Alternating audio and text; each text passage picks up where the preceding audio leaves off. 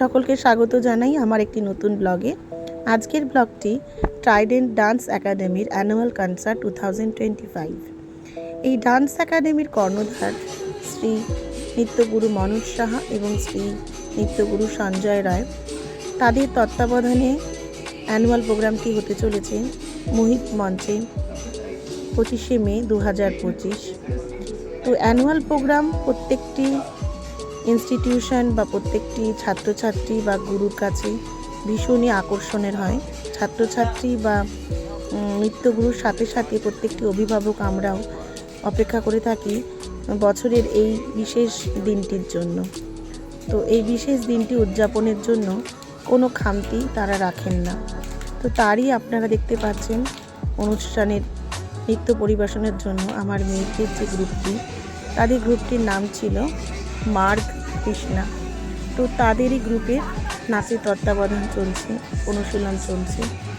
তো এটা অনেক দিন আগের থেকেই চলছে রিহার্সালটা। অনেকটা বড় নাচের একটা 18 মিনিটের মতন একটা পরিবেশনা, যেটা স্টেজে সফল রূপায়ণের একটা চেষ্টা, অনুশীলন চলছে এবং নৃত্যগুরু শ্রী সঞ্জয় রায়ের তত্ত্বাবধানে চলছেন এই অনুশীলনটি।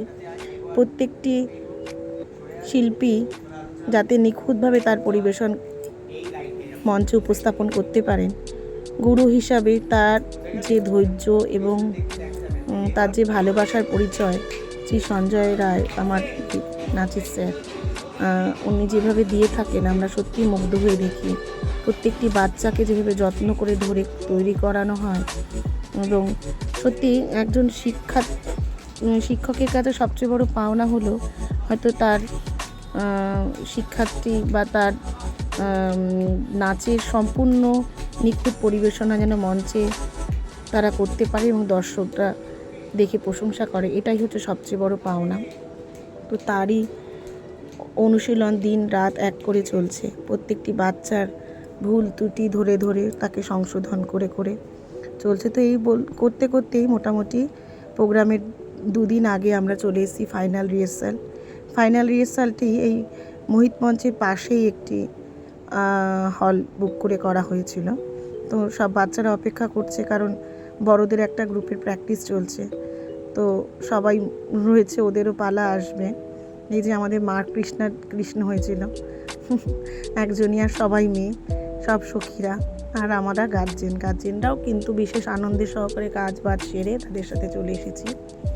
আজকে বেশ ভালো গরম ছিল, হালকা হালকা মেঘ করছিল, তবে বৃষ্টি একদমই হয়নি। এই যে সবাই মোটামুটি রেডি ফাইনাল প্রোগ্রামের জন্য।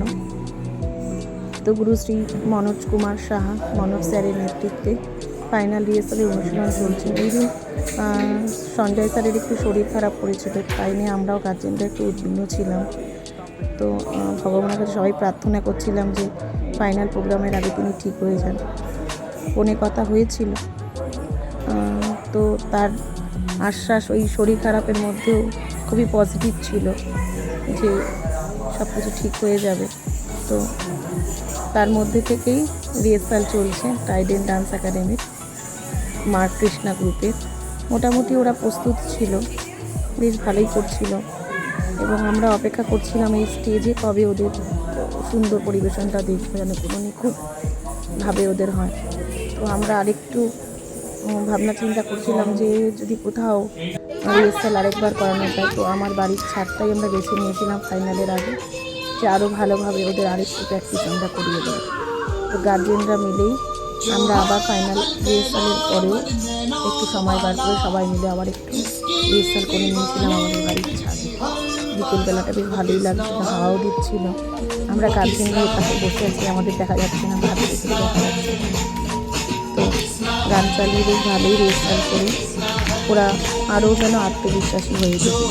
তো যে কোনো কিছুই আমরা জানি অনুশীলনটা ভীষণ দরকার। খুব ভালো অনুশীলন হলে শিল্পীর মধ্যেও আত্মবিশ্বাস থাকে, আর অভিভাবক হিসাবেও আমাদের একটা বেশি কম কাজ করে যে না, আমাদের বাচ্চারা তৈরি।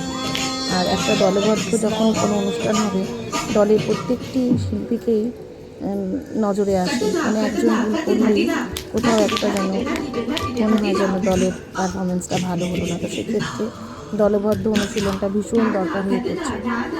এখানে দেখতেই পাচ্ছেন সবাই কত সুন্দর করছে। একটু দেখে নিই ওদের নাচটা আমরা।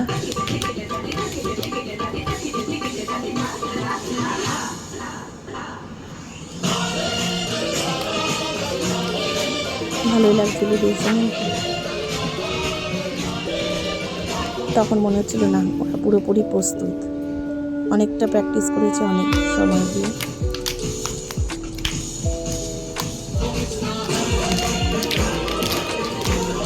মোটামুটি তখন সন্ধ্যে 6টা প্রায় বাজতে চলে, 6টা 10-15 হবে।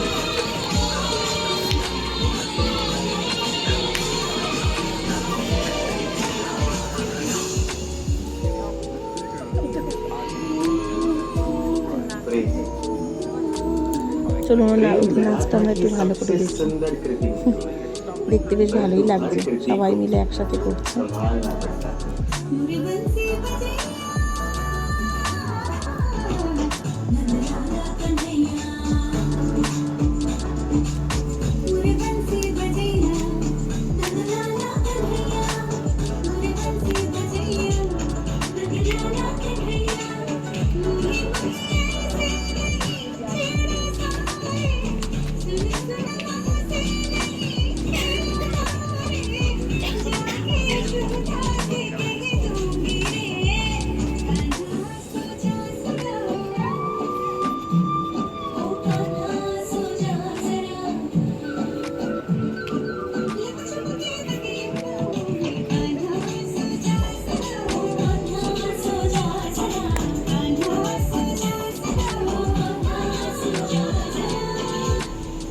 सारे लोगों के मन में एक प्रश्न उठता है, मुझे और राधा को कहते हैं न मैं और राधा साथ में रहते हैं, न हमारा विवाह हुआ है, मैं यहाँ द्वारका में, राधा वहाँ बरसाना में, तब भी इतना प्रेम कैसे, ये संबंध है कैसे? मैं उसे सरल से बात करता हूँ। आप कभी अपने दर्पण में देखिए, ये दोनों आंखों को देखकर उनसे पूछिए, ये दोनों आंखें एक साथ क्यों बंद होती हैं, एक साथ क्यों खुलती हैं, एक साथ क्यों सोती हैं, एक साथ क्यों रोती हैं? आजीवन किसी व्यक्ति से संपर्क बनाए रखा जा सकता है बिना उनसे मिले। कुछ ऐसा ही प्रेम है मेरा और राधे का, और कुछ ऐसा ही तो होता है प्रेम दो नैनों की बात, जो कभी मिलेंगे नहीं, पर सदा सदा के लिए साथ जुड़े रहते हैं।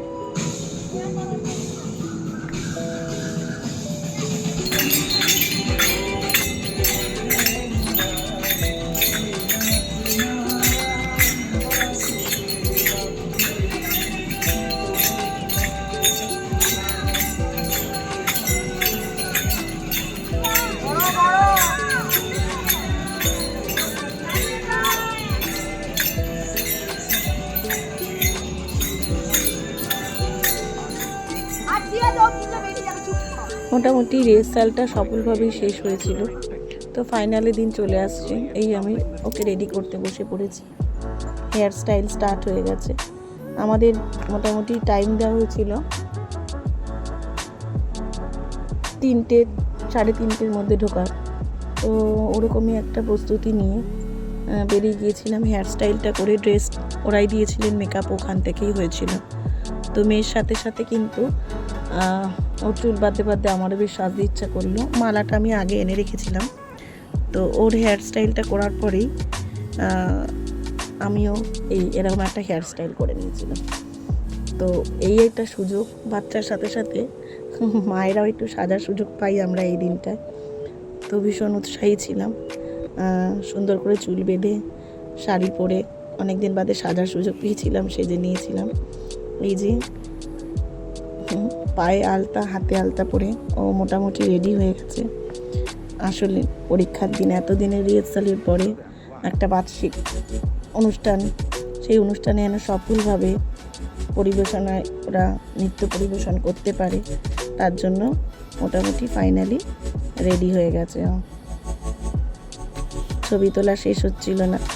সাজগোজ করলে মেয়েদের যা হয়, আরেকটু ছবি তুলি এরকম একটা ব্যাপার। তো আমরা মোটামুটি প্রস্তুত হয়ে গেছিলাম যাওয়ার জন্য, এই বেরোনোর দিকে। এবার মোটামুটি টাইম হাতে নিয়ে বেরিয়েছিলাম বলে অনেকটা ছবি তুলতে গেছিলাম। পাশেই আরেকজন শিল্পী, তার মা আমার জন্য ওয়েট করছিল, একসাথে উঠে পড়লাম গাড়িতে। এই যে আমরা যাচ্ছি, বেশি দূরের পথ না, মোহিত মঞ্চ বাড়ি থেকে খুব বেশি দূরে ছিল না, খুব বেশি সময় লাগেনি। আজকের ওয়েদারটা কিন্তু বেশ ভালো ছিল, মানে সেই রোদটা ঠাটা পড়া ছিল না, একটু মেঘলা মেঘলা। মোটামুটি আমরা এই মোহিত মঞ্চে পৌঁছে গেছি। পৌঁছে গিয়ে একটা দায়িত্ব ছিল ভলেন্টিয়ারদের, প্রত্যেকটা গ্রুপের 2 জন অভিভাবককে ভলেন্টিয়ার করা হয়েছিল। তো এই মেকআপ কাজ চলছিল ওখানে। প্রত্যেকটা বাচ্চার যত্ন নিয়ে সুন্দর করে নিখুঁত করে মেকআপ, এই ওরা রেডি হয়ে গেছে। মেকআপের পর এবার ওদের অনুষ্ঠানের পালা।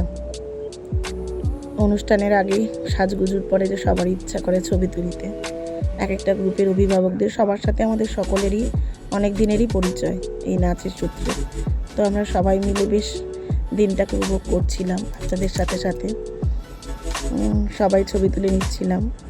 আর ভেতরের অ্যাম্বিয়েন্সটাও কিন্তু খুব সুন্দর ছিল, দেখাবো।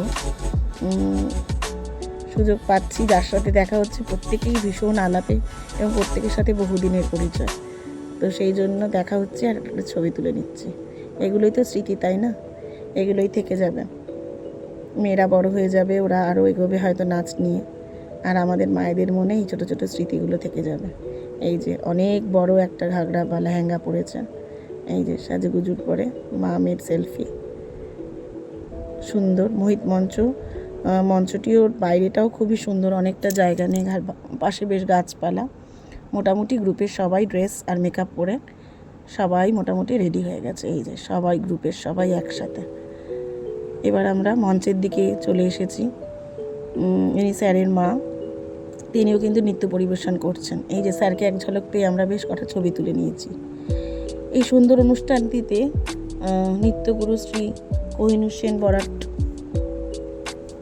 শ্রী গুরু শ্রীমতী মালবিকা সেন, শ্রীমতী গুরু মাতা চৈতালি দেব এবং শ্রী গুরু শ্রী সুজয় ঠাকুর, এনাদের উপস্থিতিতে নৃত্য পরিবেশন করাটা কতটা সৌভাগ্যের, সেটা যারা নৃত্যের সাথে জড়িত তারাই জানেন।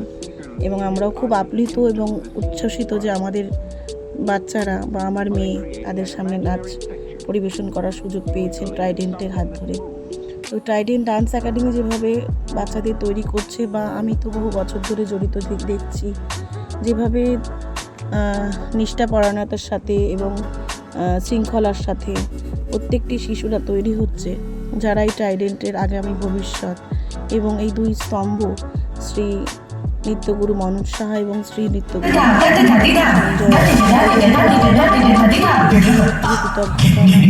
আমার মেয়ের নাচের যতটুকু বা যতটুকু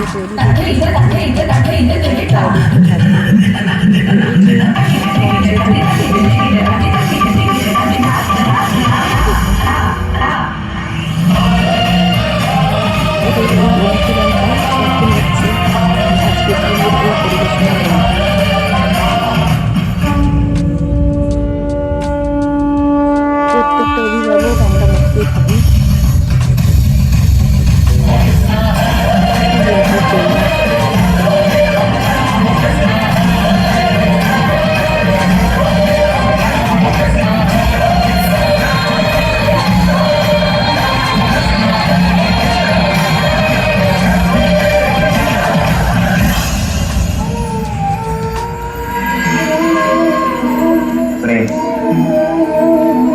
प्रेम विधाता की सबसे सुंदर कृति, परंतु हर कृति को संभालना पड़ता है। मुरी बंसी बजैया नंदलाला कन्हैया, मुरी बंसी बजैया नंदलाला कन्हैया, मुरी बंसी बजैया नंदलाला कन्हैया, मोही मोही ऐसे नहीं প্রত্যেকে তাদের মুখের 100% দিয়ে অনুষ্ঠানটিকে নিজেদের সন্তানকে এত সুন্দর করে পরিবেশনা করতে প্রত্যেকটা মা বাবারই কিন্তু ভালো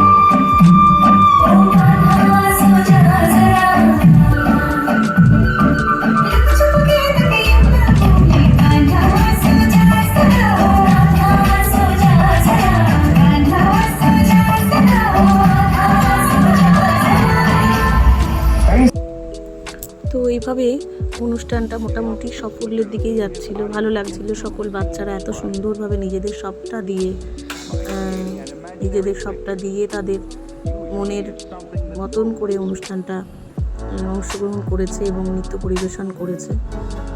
তো তারই কিছু মুহূর্ত আমি নিজ থেকে তোলার চেষ্টা করেছিলাম, বাকি অভিভাবকরাও যে যার মতন করে তুলেছে। আসলে এতটাই ওখানে শৃঙ্খলা ছিল এবং সত্যি দেখার মতনই ছিল, কারণ ওখানে ক্যামেরাম্যান ছিল। পরে আমরা অনেক ছবিও পেয়েছিলাম স্যারদের থেকে।